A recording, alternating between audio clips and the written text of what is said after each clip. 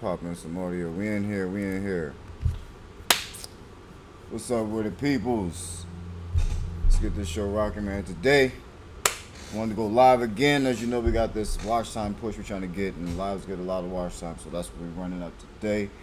But we talking about pricing, so I figured I would sit here for a hot little minute and answer any questions you guys got, answer any and all, put to bed the rest any myths or hang-ups you guys have about pricing or creating pricing for yourself, and I'm hoping that I can make it really simple for you guys. So that is the mission today. So I encourage you to ask your selfish question. If there's something about pricing that you're struggling with, that's the mind frame that I'm in. That's what I've been thinking about for the last little bit. So if you want to know how to price your cleaning services, then this is where we can uncover that, unwrap that, and spend some time actually doing it.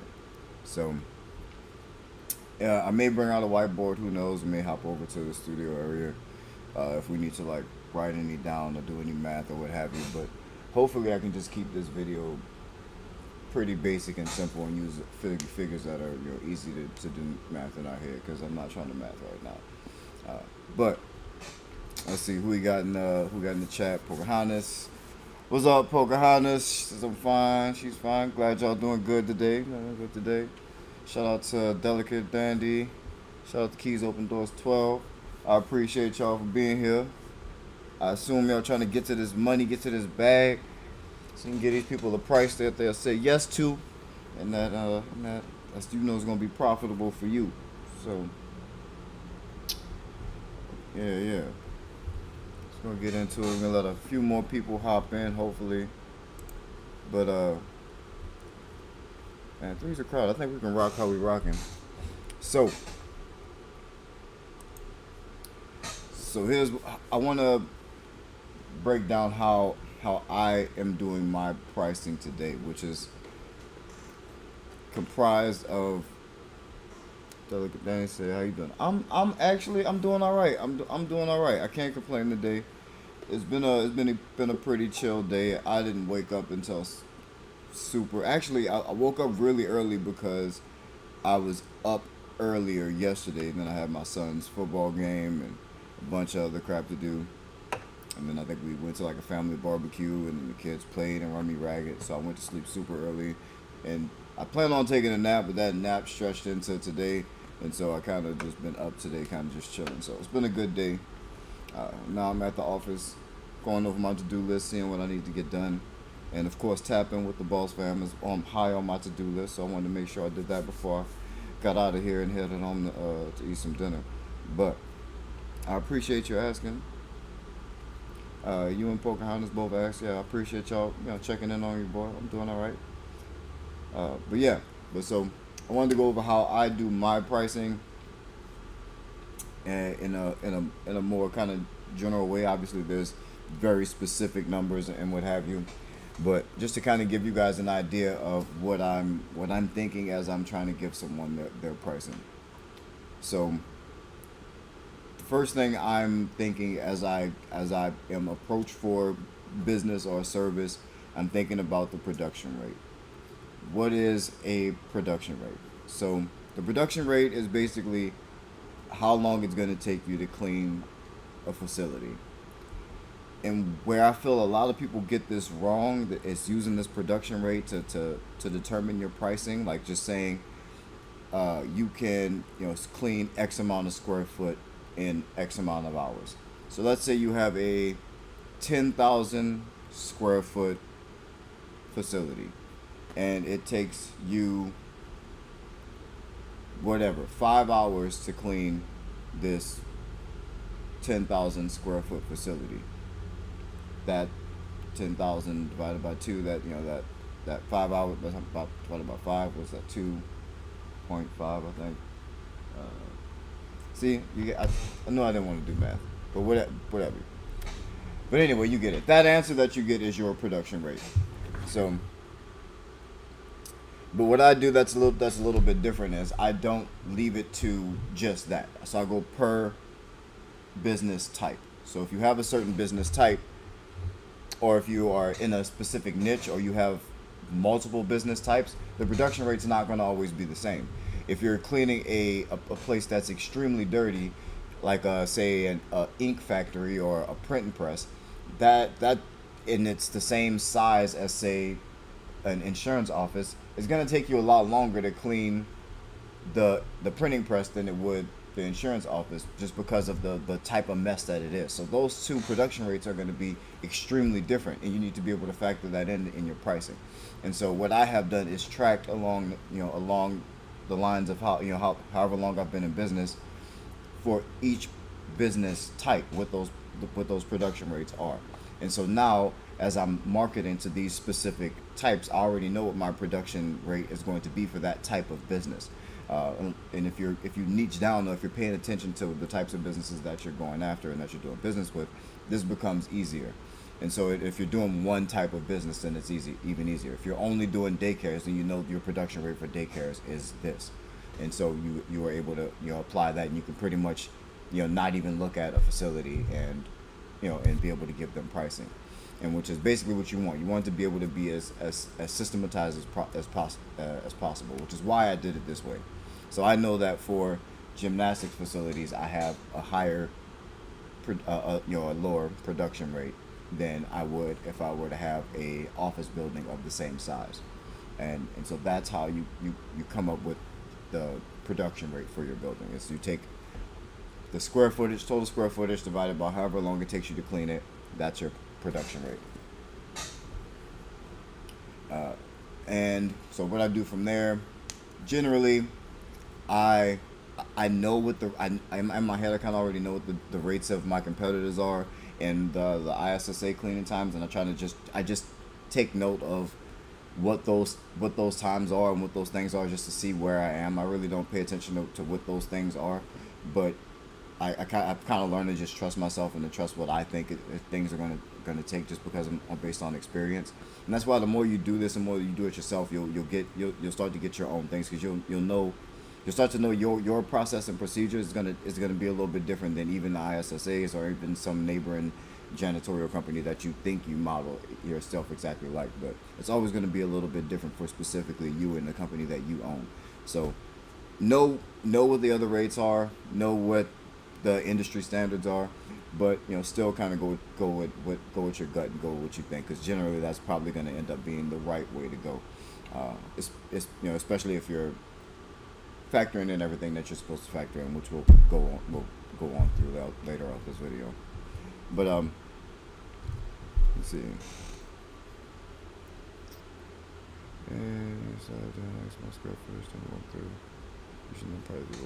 So that's a good question. So Delicate Dandy asks, at any time since you got started, do you ask them about square footage during the walkthrough, or do you usually know prior to the walkthrough? So I have a section on the form on my website as people request for quotes to give me the square footage of the facility. But people nowadays, facility managers know that a lot of cleaning companies use the square footage to determine price. And so what they'll do is either they'll not provide you with the square footage on purpose to not affect the price, or they'll even lie about the square footage to just to make it seem like it's smaller than it is. So it is always still a good idea to go and get eyes on the facility, and even to if you have a measuring tool, like if you have salespeople, if you're a large enough company to have salespeople, then you want to provide them with things to measure. Actually, I'll show you. Hang on 1 second.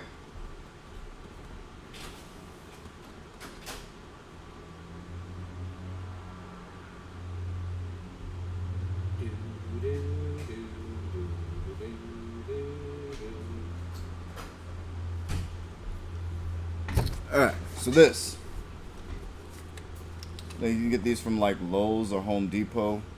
This isn't a sponsored video or anything like that, but if you roll the wheels, it'll actually give you a measurement of how far you've rolled the wheels, and so you can measure the square footage that way.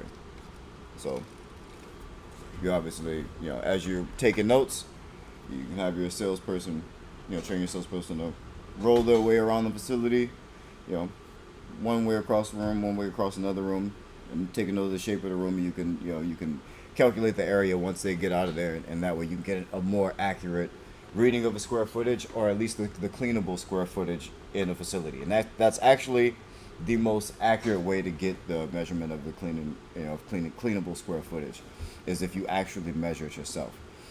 So that's a really, really good tip. That's a tool that I provide to salespeople as they go out.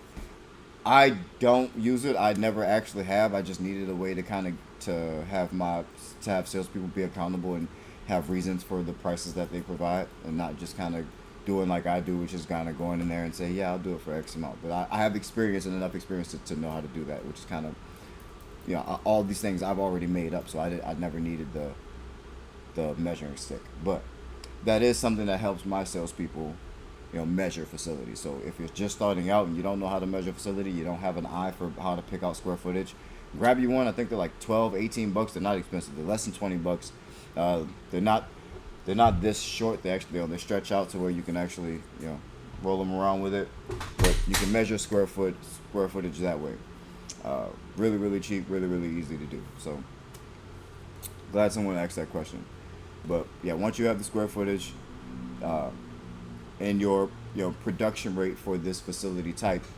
So and if it's your first time, you're gonna have to imagine. I think I mentioned in another video that I heard on one of the older ISSA cleaning times, was that a cleaner can clean about 2,500 square feet per hour. But wherever I read that, it didn't actually tell me what type of facility or what type of cleaning this situation was. So I take that with a grain of salt. But I kind of just use it as another measuring stick or balance to kind of see where I am, or see if I'm in a reasonable amount of time that I'm estimating to clean a certain space. And so if I go in there and it looks about 2,500 square foot, and it also looks like it would take me about an hour, then I'm like, okay, yeah, then that seems about right. Then I have at least something to gauge my thought process off of, and also knowing what I've charged for similar work in the past and what similar work, looks like, or as how long it's taken me before. So, but yeah, so you want to the main thing you're trying to determine is how long it's going to take you to clean this facility, or how many man hours it's going to take to clean this space. And so that's the answer to the question that you're looking for. And the production rate is usually how you figure that out.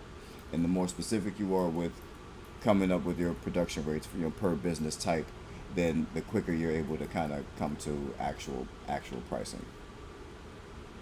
Let's see.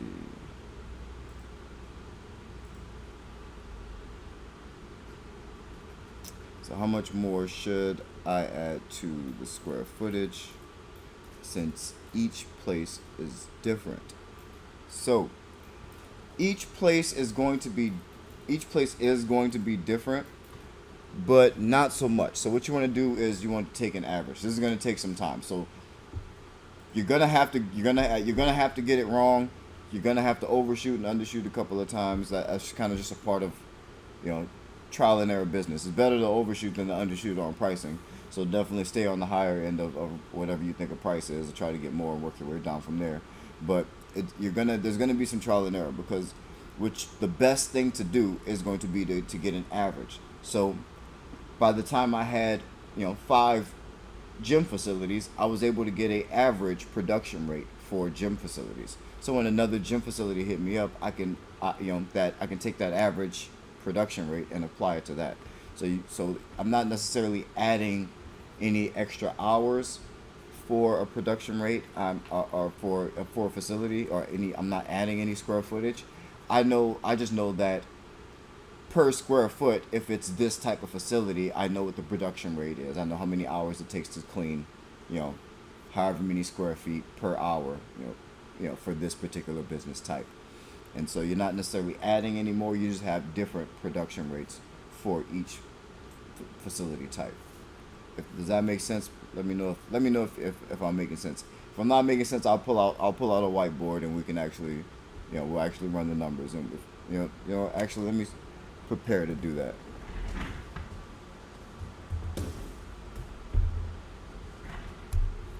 but try to clean off my work. Oh, actually, there's business stuff on the whiteboard, so maybe we won't be able to pull out the whiteboard. But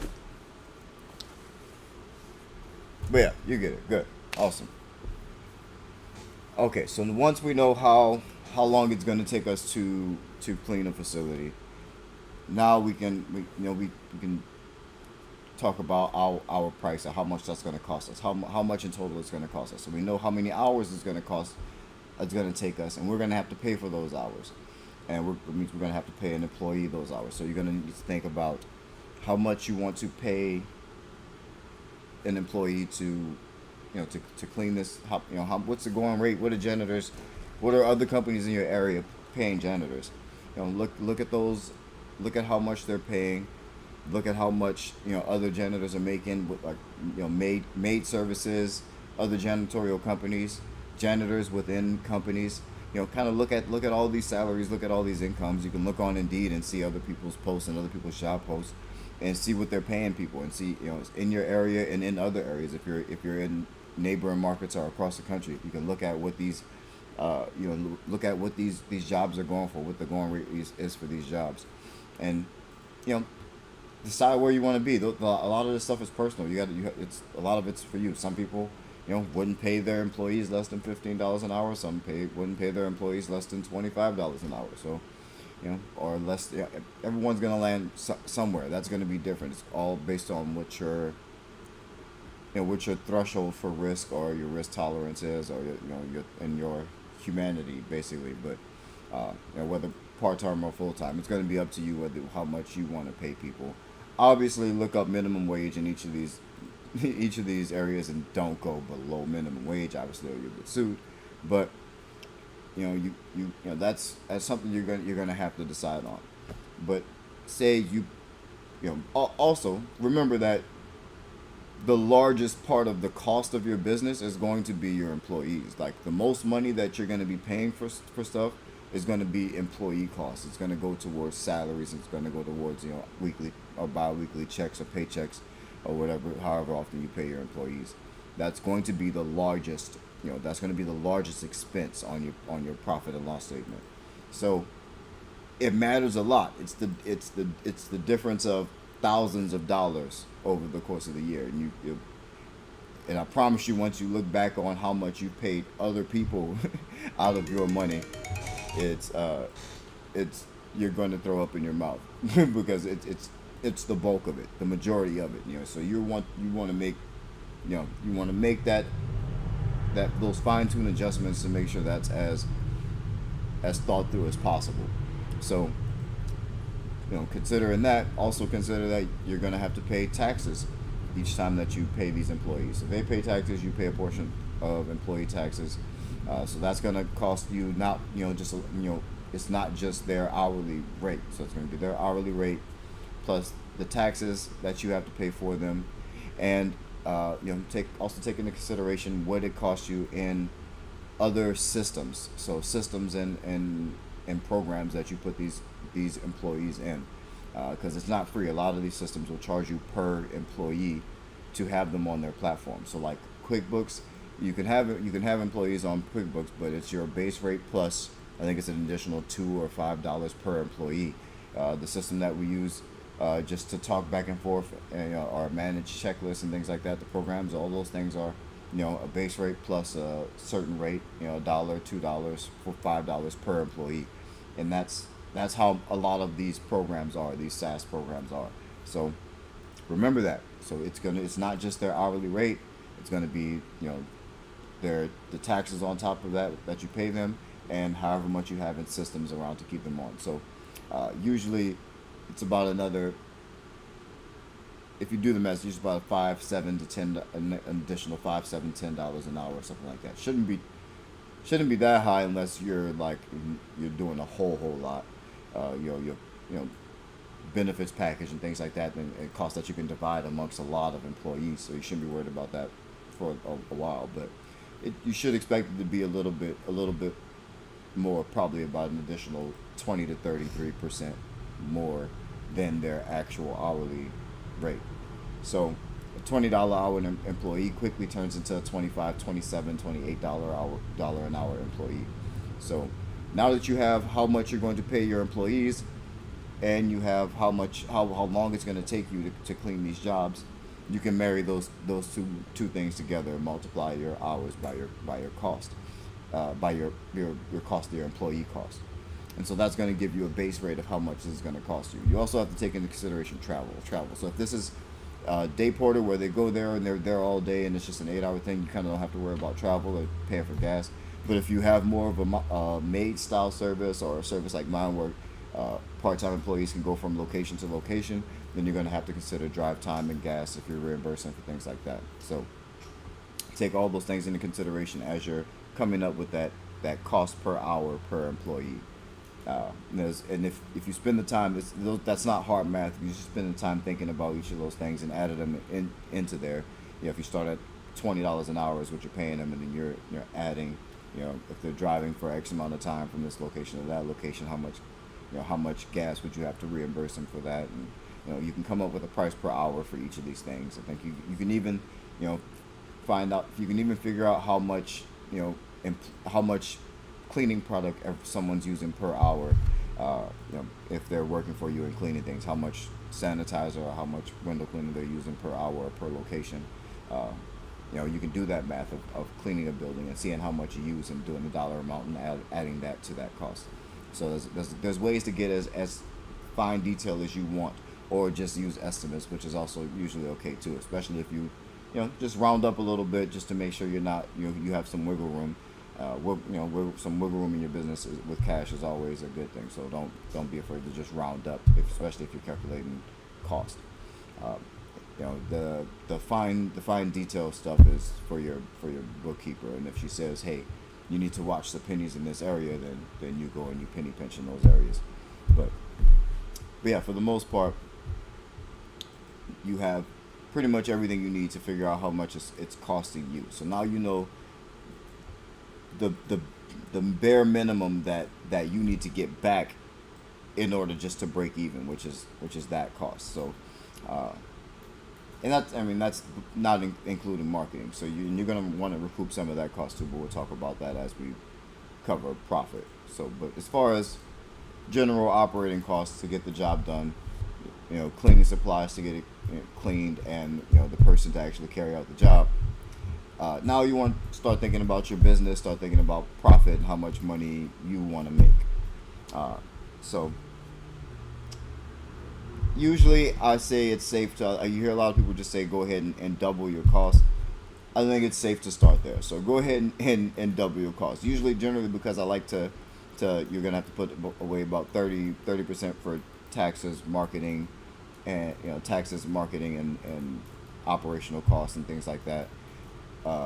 Overhead and whatnot, that's going to cost you an additional probably 30%, and another 20% of profit for your business.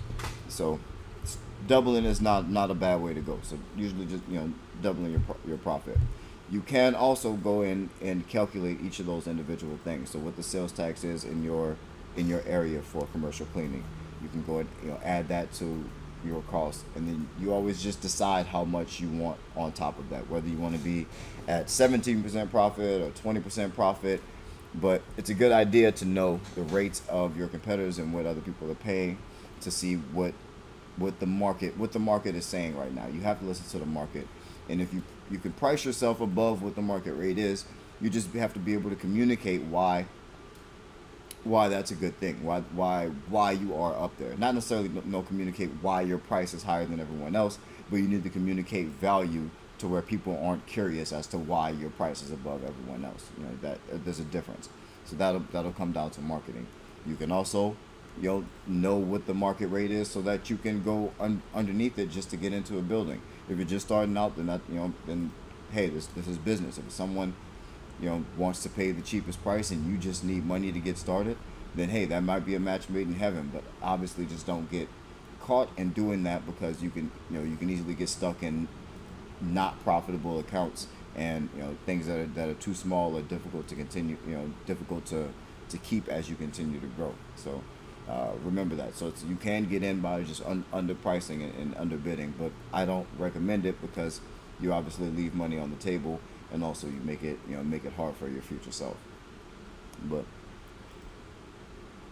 but generally that is pricing. If you take into consideration your sales tax, how much you're gonna have to charge in taxes, how much you're gonna have to pay in taxes.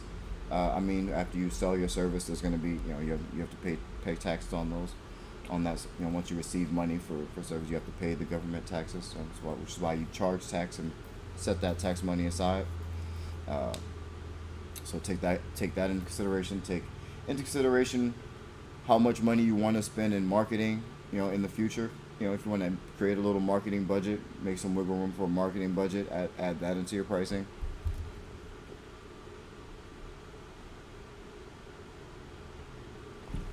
Ooh, Delicate Dandy has a good question. So I know you mentioned a few times about starting out homeless in this business, but how did you afford the cleaning supplies, uniforms, and etc.? I love this question. Let me see how many people on here. Dope. There's a lesson here. So, all of you who give me this is why it's difficult for me to give people like in my personal life advice, because I'm very difficult to give excuses. There I had you have there are no excuses. When you don't have money and you don't have a place to live, you don't make excuses. It's it's provide or die. So then I wasn't gonna choose the latter option. So the very first thing I did, the very first job that I did, I'm trying not to get emotional because I've been through some stuff, man. The very first job that I did, it was in a mall. It was in the Alderwood Mall here for a store. I think it was a wet seal was coming into the mall, and they were doing some construction. They wanted me to just kind of sweep up and do some dusting or what have you. I had no supplies, but I had a job in a different mall before, the Everett Mall up here in Everett, Washington, and I knew that if I found a janitor, that I might be able to borrow a couple things real quick, especially if they just want me to sweep up and dust. I'm like, oh yeah, cool. I can just go and see if I can, let me borrow a dust mop. So when I got there to the job, that's what I did. I went to the janitor supply closet and luckily found the janitor there, and I was like, hey, I spilled, I got a couple things to sweep up in the store really quick. Can I borrow your dust mop and a couple other things? And that's what I did. Since I was already there, I just borrowed the stuff that was there. So there's plenty of facilities that already have plenty of cleaning supplies that they just need someone to actually clean. Usually when people are starting their business and they're building out their business, they'll buy all this stuff because they know they need it, and they'll have a mop closet, or they'll buy a bunch of cleaning supplies, and they'll have it in their facility. But that doesn't mean they always have someone doing those jobs, or someone there specifically specifically there to do those things. So they still will need you, and they just will have everything that you would need to clean. And usually people prefer using their own products anyway, so it's always a good thing. So don't think that you can't get started because you don't have anything. And I think I made $250 from that account. They had some issues, and they asked me to come back. I did the same thing the next day, and I charged them another $250 for my time. And I had to pay insurance out of the first $250 that they gave me, which I found out was $50 a month for me to even get that account. So I spent $50 on insurance, and I knew I needed a vacuum cleaner. So real talk, like I paid a booster to for a vacuum that was more than likely 90% sure stolen from some big box retailer. And once I got out of the mud, I got out of the mud. Like that's where I was. I didn't have money to go and like buy a nice one. I the $450 that I had from cleaning. That I didn't have anything else. I still needed to eat. I still needed to get places, and that was all I had. I was pissed that I actually had to buy insurance and that they wanted me to have an insurance thing for this small of a job. So uh, I was pissed that I had to spend that $50. But I knew a booster. He knew how to get a vacuum. I didn't ask any questions. I gave him $100. Said, "Hey, yo, go. You know what I'm saying? Just let me get a vacuum, a nice one. Give me a nice vacuum."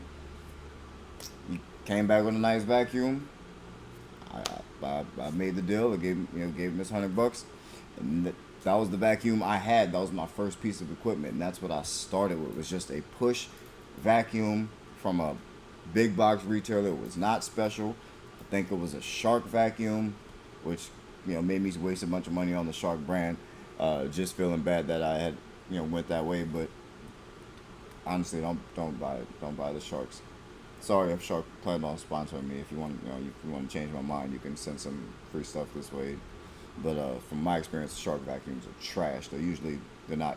They say commercial, but they're not commercial products. They're made for your house. So don't make that mistake. We've beat up probably 19 Shark vacuums in a year. So, but that's how I started. That's how I was able to afford cleaning products. Was using the products that was already in facilities, and as I got paid, I bought more and more cleaning products. That's pretty much it. And there's if you have nothing, there's no other way to do it. You got to be resourceful and you got to grind. So you take the money that you make, you buy more supplies, you buy only what you need when you need it, and that was it. And thank God I did. The next client I got, I actually needed a vacuum. It was mostly carpet, but it was really dusty. It was one of my first gymnastics facility. It was really dusty, and it broke probably on the third or fourth day. So thank God for getting paid up front, because I had another check from that new client to go and get another vacuum. And this time I could actually afford one. So let's see. And uniforms, I didn't, uniforms. I think I just knew of the place where the high school that I lived next to when I first moved out here. They have a place that does their Letterman's jackets, and I had a blue polo and my logo was green, and I knew that $15 it would cost me to go and get it stitched on there. They would embroider it. I think you paid a one-time fee of $25 and then $15 for the logo. So I just took one shirt in there and got it embroidered. I thought that was too expensive to continue when I wanted to bring in help, and I think I went with like a screen printed T-shirt. I had like one shirt for me and the one other person that was helping me. So, you just got to be resourceful, and it has to be worth it. You have to believe that it's going to work. Otherwise, you're not going to take those type of risks. Like when you only have $400, you're not going to take $70 and spend it on uniforms when that's all you have, if you don't believe that this is going to work. So there has to be some level of conviction. Like otherwise, you're not going to take the steps necessary. Like you have to know, I'm going to do this and make this work. At that point, I had decided that this is what I was going to do. I'm going to make this work.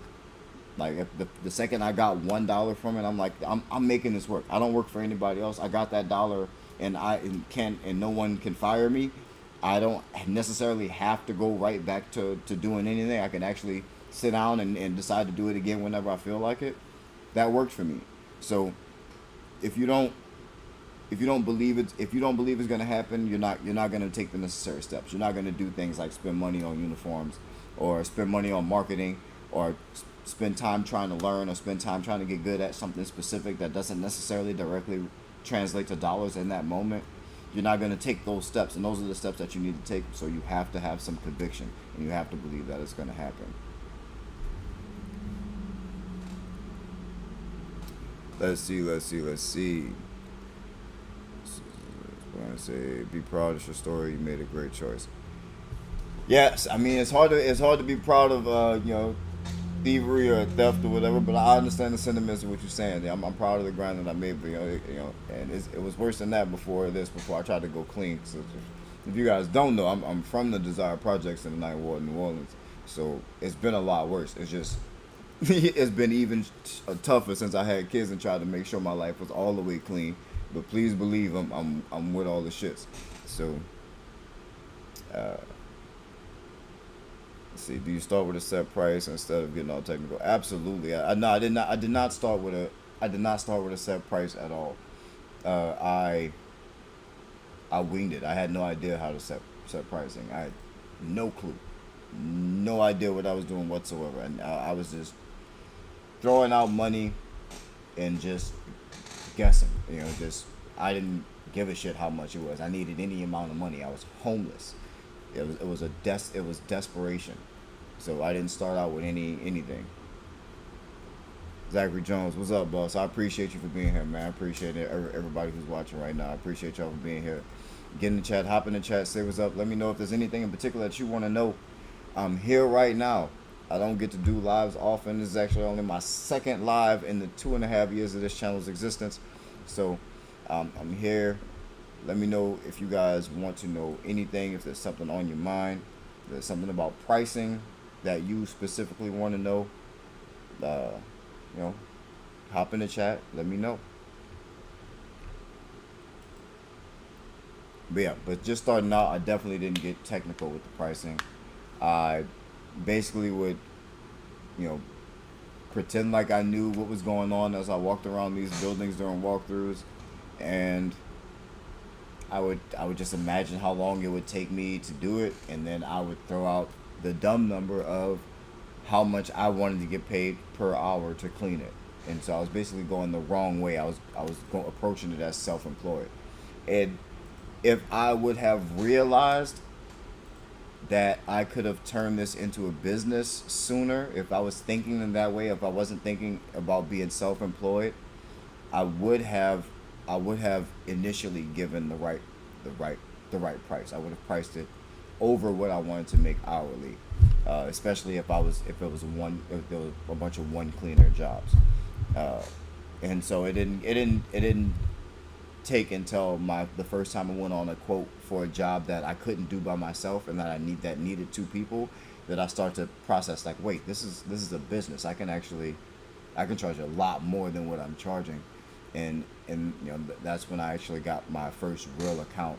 That was an actual 12-month contract, so 12 months at $2,500 a month, and because it would have took two people, I think it was like maybe 2 or 3 days a week when it first started, and so that was my first real price. And the only reason why that actually even clicked is because I was like, I definitely can't do this by myself, and so I'm gonna need to bring in someone else. They're gonna want to get paid. How am I gonna pay them? Had I started with that mentality, I probably would have never touched a broom or a mop. I probably would have tried to hire someone from day one, which is why I know that it can be done. So everyone asks me every now and then, like, hey, can you start without cleaning, or is it possible for me to not clean and do this while I have a full-time job? Like, yeah, I mean, it's still going to take your time, because you're still going to have to either train these people or make the system for these people to follow. But if you find someone that you trust and you find someone who wants to work, you don't even need any of that stuff. If you're just starting out day one and you just want to raw dog it, you can just talk to somebody and say, hey, I know where there's some work is. Can you want to go do that work? You do that work, I'll pay you. Like, you can literally start from there. So I know it's possible, having come from there. So let's see. Do you use Facebook pages to get leads? How? I have one. Not sure if it's worth it. So Facebook. So there's this thing with marketing. There's not a marketing channel that exists that does not work. So if we're switching the thing. If anyone has a pricing question, feel free to ask, or any question about your cleaning business, feel free to ask in the comment section. But I'm gonna start answering some of the questions in the chat, just because they're popping up, and I want to bring everybody as much value as I can while I'm here on live. So Program is supposed to know if I use Facebook pages to get leads. She's not sure if it's worth it. So all of the marketing platforms work if you are good at them. If you are good at them, so that there's a way to be good at each of these things. Everyone asks me, hey, does SEO work, or do these promotional flyers work, or do these, do Instagram ads work for cleaning businesses? All of it works. Like, that's like asking me, hey, is becoming an NBA player a good career path? Hell fucking yeah. Are you good at basketball? Are you one of the best players in the world? Then yeah, I would say that's be a great choice for you to be in the NBA. They make a whole lot of money. I think that's a great idea. But it's, are you good at these marketing channels? So do you have the patience, and do you have the humility to admit that you're not good at it and start to learn the process of becoming good at it? Everyone thinks that they're just gonna make an ad, run it once, and it's gonna change their business. No, there's a whole lot more to it. There's a whole lot more to marketing. There's a whole lot more to retargeting than that, and it's gonna take some time to learn, get familiar. So do your, what do they say, 10,000 hours or 1,000 hours of research? Sit down, research it. Start with a small budget and test, because you're not going to be good at it the first couple of times. So start small, and and learn. So watch, if you like you're doing right now. You've probably subscribe to a channel that goes over specifically Facebook ads, and because trust me, I've spent years on. I have years of watch time recorded on YouTube of me just watching specifically Facebook ad videos. So, and I'm not even good at Facebook ads, but I still do them because I understand a little bit more of how to do them. I've learned how to make them work for me. And so there's ways to do all of these things. So yes, I do use Facebook ads to get leads. I use Instagram ads to get leads. I use SEO to get leads. I use Google pay-per-click to get leads. LinkedIn, I use all of these things to get leads. I try to be decent at all of them. Yes, there are, what you have to understand the difference is where the attention is on each of these platforms. I pay attention to where the customer's attention is the most. And yes, there's customers that I catch here and there on these other channels because I'm there, but where your target audience is where you need to be paying attention to. And those things in this industry for the most part have been Google, because it's a very intent based thing that we sell. When people don't look for cleaning or buy cleaning when they don't need it, so if they're looking for it, they intend to buy it. And so Google's the king of search. So anytime someone's searching for it, that's where a lot of that traffic comes from, and that's where I do most of my avert most of my attention to. And marketing is Google, whether it's SEO or my pay-per-click or video retargeting campaigns, all kind of stem from the Google platform. That's that. So yes, I do. Long story short, yes, I use Facebook. I think you should too, if you study how to be good at Facebook. In the least, you should definitely have the Facebook page, so that on Google, it'll show up on Google. Your Facebook page will also rank on Google, and you want that information to match what's on your website, so that Google recognizes that it's the same company, and you get a little bit more authority in Google, and you get a little bit more visibility like that. So if people are searching for cleaning companies, and they scroll past your page, but they see you have a Facebook, and they're big on Facebook, they'll click on your Facebook and want to follow you there, interact with you there. And if they maybe they don't want to call you, but they're like, maybe I'll send them a message on Facebook, and so that's a possibility. Let's see. Zachary Jones, I'm sorry late live. No problem, man. Late better late than never. There's a particular way to get a production rate. So yeah, I talked about production rates in the beginning. The production rate is literally just how long it's going to take you to clean a facility. Sorry, my family is blowing up my phone.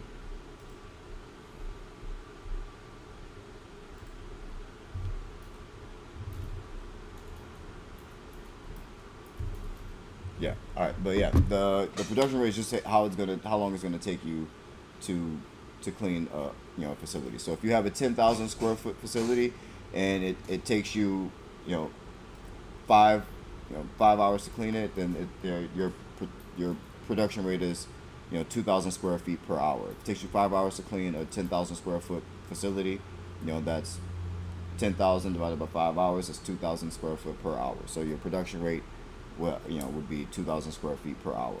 Uh, where I think the difference that you should keep track of and be careful of is that a lot of places are different. So each business type is going to be slightly different. So if you're cleaning a powder coating factory, then it's going to take you a lot longer to clean the same 10,000 square feet as it would if you were cleaning a dentist's office, which is already for the most part pretty immaculate 24/7. So that's where you have to be careful with production rates. So what you want to do is as you are keeping track of your production rates in each of these facilities, you want to make sure that you are keeping track of the facility type so that you can come up with an average in each facility type, and that's what you use as a production rate, so that you can make pricing a little bit quicker and a little bit more seamless in your pricing. So that way you'll have a more average production rate for this facility type and an average production rate for these facility types. What I do in my business is I have levels. So I have a level 1 cleaning is one production rate. A level 3 cleaning is a different production rate. So that's what we have picked. And as you do the math and you put those things in Excel spreadsheets, and you're able to make automated platforms and automated decisions inside of programs or forms that you create on Excel or Google Sheets or what have you, and you can do you can show yourself that data however you want. But so it is powerful to know, and the more details you have about it, the more useful it is to you. So as Zach says, got my first walkthrough on Wednesday. Not very experienced with pricing, but I know I need a production rate. Yeah, so don't overthink the production rate. If it's your first walkthrough, the production rate is just going to be how long it's going to take to clean it. So let's see. Companies tell you they want you to do a trial run. If so, do you usually respond? And do your pricing changes for companies that want to do a trial? No. So if companies want to do a trial, I don't change anything in my business. I actually, for every client, I offer a 30-day trial. It's not free. The trial doesn't have to be free, but I do a no commitment for the first 30 days. So if someone is coming to you and asking you to do a trial, you would say, awesome, that's great. If someone's asking you to do a trial, you've already closed them. Collect the check. Say, yeah, awesome, let's get your trial started. We take our payments up front. we take our payments up front. Go ahead and give us that money, and you kill it the first 30 days. And then you can either ask them if they want to continue service. I usually collect all that payment information up front. We auto bill, so that's also another thing that I encourage people to do is auto bill and set people up for auto billing. You collect that payment up. You collect your payment information up front and the first payment up front. You're in there. You just have to kill it for the first 30 days. Whether your contract is for 6 months, 12 months, 24 months, or 3 years, 6-year contract, then you're in there. You've won already. So don't fear doing a trial. I just don't do free trials. Let's see. Let's see here. Ellisberry. Shout out to Ellisberry. First time I've seen this name pop up in the chat. So welcome to the chat, man. I appreciate you for being here. Thank you so much. It says, how many times would you follow up with a potential client after sending the proposal?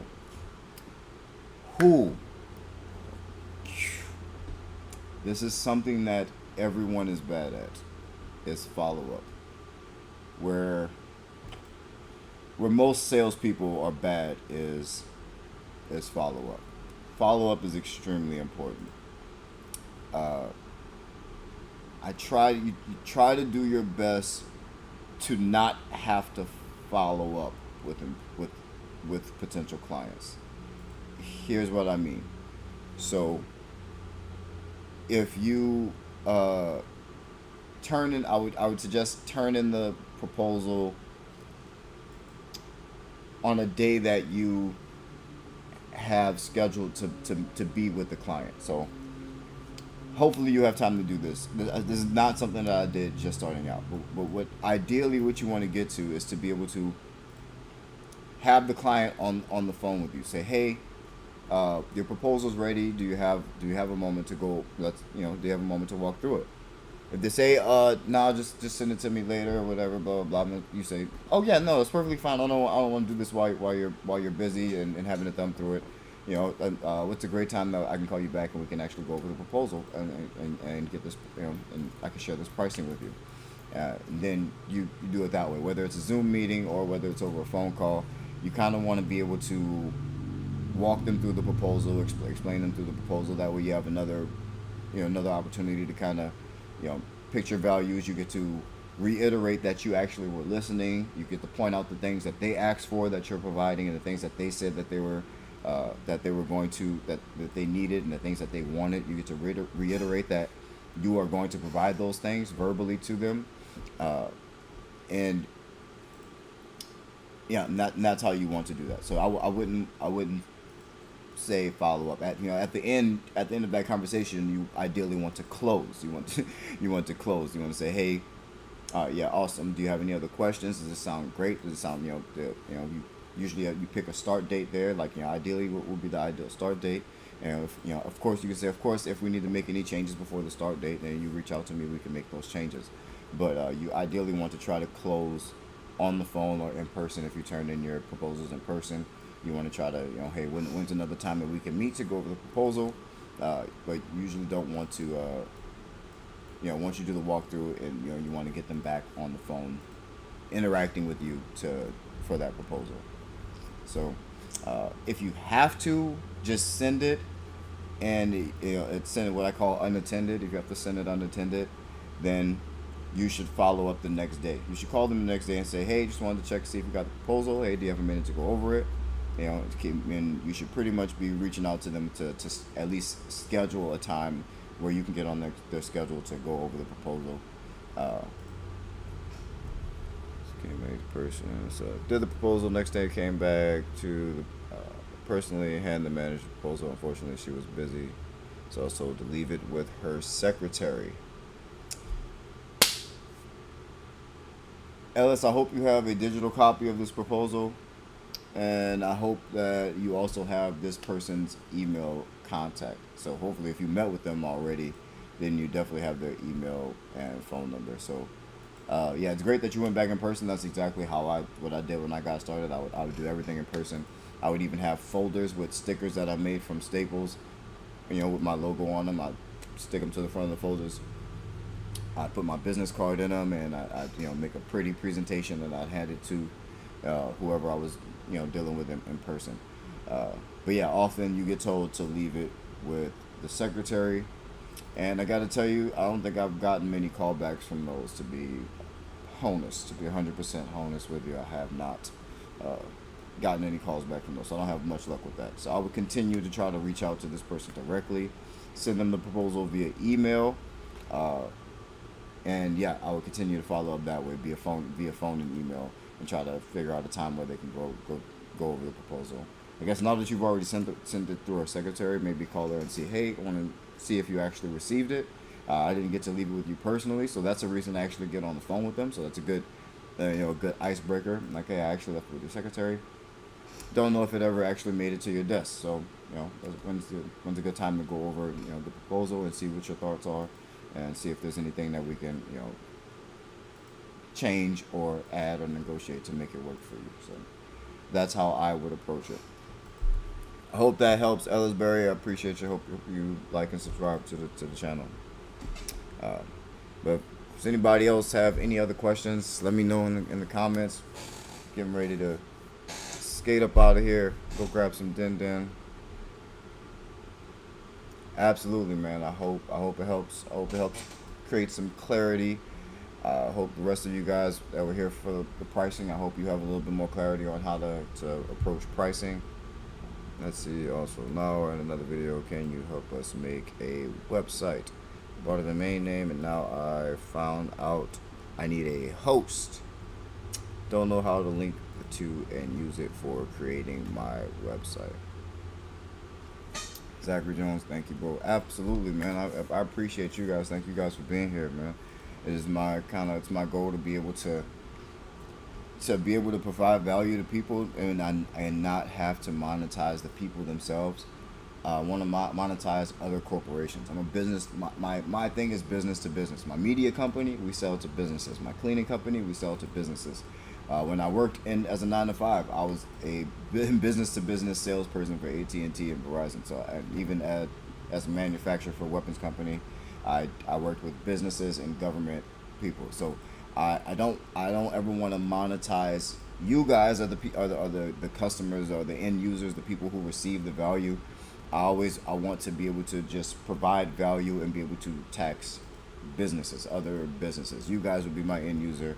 My goal is to help hopefully make this community large enough to where we can pull resources from businesses for our community. Can you imagine, because our community is so large, that we can all get a discount on equipment and all the things that we need? How cool would that be? Would that not be dope if we could all have some of the discounts on the nicest equipment because we are we're such a tight knit community. That's what I'm trying to build here. I'm trying to build a community where we can get sponsorships and we can do giveaways and help other people, help people's businesses deeply and do free coaching and things like that and help people's businesses and have this content out here so that other people can help themselves and help create income for themselves and save themselves from positions like I was in, where I lost all my income and lost my place of residence, lost a place to live. That's my goal. That's what I want to be able to provide, and that's how I want to be able to do it, and that's where I want the money to come from. So it's not from you guys. So I really do appreciate all you guys being here. I'm not going to be able to accomplish that goal by myself. So I love you guys, and I appreciate all of you guys a lot. To answer Pocahontas' question about the website, yeah, we're most definitely going to do a website. I wish one of these guys would sponsor us, man. That's why we need to run this watch time up, get monetized, and we can reach out to one of these web hosters and get sponsored for content like this. But yeah, I'm gonna assume that Pocahontas, since you're asking, the how to create a website thing, have you picked like a platform to build your website on? One of the easiest. Probably it's going to be the easiest. It's going to be Squarespace. Zach, can you think of a different platform that's like easier than Squarespace to use to make a website? I don't think of anything easier. I've tried Wix and I've tried Webull. I've tried Wix. They all suck comparatively. Yeah. They all have their quirks and whatnot, and even Squarespace has its quirks. But yeah, I would just say, take a look at Squarespace. Take a look at Squarespace, create your website. Initially, it's not going to have your domain name that you purchased, but once you link those, it goes step by step. You walk through it step by step. You can pick a template. You'll pick your domain name, and that's where you'll link your Google domain name, and it'll have instructions on how to do that. And that way, you'll be able to make your edits and change pictures and write words and everything on your website the way you want to, and make different pages. And it's really, really intuitive. So I'm not sponsored by Squarespace at all, but you guys check out Squarespace if you don't have a website already. And it's actually pretty decent for SEO. They have a lot of updated SEO options that make it a little bit easier to help get ranked on Google. Usually, third-party sites through other sites don't rank very well. That's why most super pros will tell you to use something like a WordPress website that has a lot more customizable options. But Squarespace has been really good, and I've used it for a lot of different sites.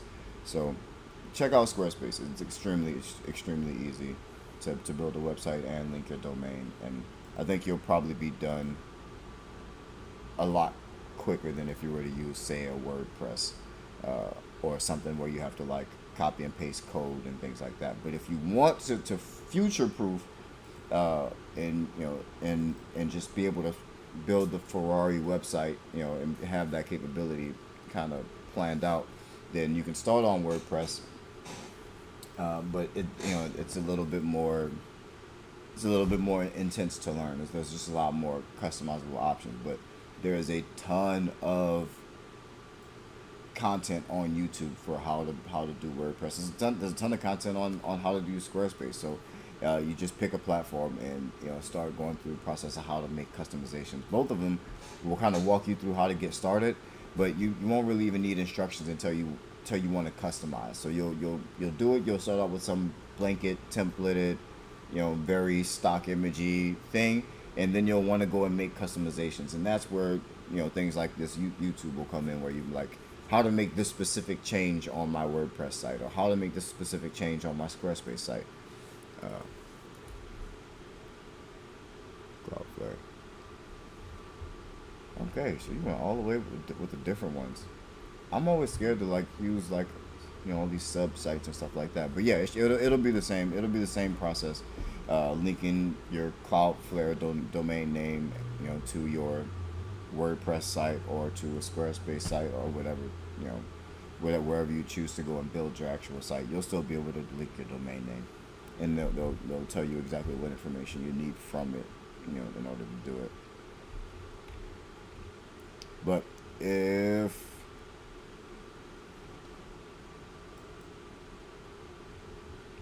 well, yeah, we can walk through. We'll walk through it in a different video. I'll do a share screen on my on Zoom, and we'll walk through, what I would do to build a website if I was just getting started, and I'll walk you guys through it.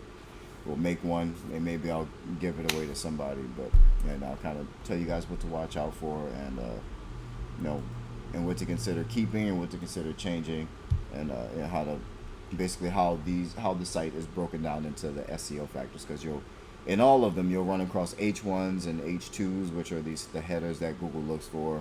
You'll have to do SEO titles and things like that, and the actual writing and the metadata that shows up on Google in the descriptions and the search results. So I do want to make a video like that, and we'll go over all of that stuff too to help you guys out. So, but if there's no other questions for the day, we can go ahead and wrap it up, man. I appreciate you guys for being here. Thank you so much for watching. Hopefully we get to build this community up to be something really, really big. And you guys have been amazing. We're above 2,100 subscribers now, and never thought we'd have more than 100 when I first started. I encourage y'all, go back and watch some of my old videos, man. Go watch some of my first videos, and you can see like you can definitely see the progress. Go watch some of those earlier videos. I think I even have a day one, night one, first day, and a lot of my clients, or my first client even on at the very back of the channel. So go to the channel, hit videos, and go and look for those answers to some of those questions that you've been having, because I usually was answering them as they were happening for me. So go and check those out. You can watch my entire journey. I didn't just pop up a cleaner. So for people who ask me, hey, how did you start this when you were homeless? Like, I didn't have a house. I didn't have a place to live probably when I started filming videos. So I was just using the cell phone that I had, and and I just got started. So go back and watch those videos, man. I guarantee there's some value back there. But I appreciate you guys. I love y'all. See. Yeah, share the video, man. Like this video. I appreciate y'all. I love y'all. Keep that boss mentality. Peace.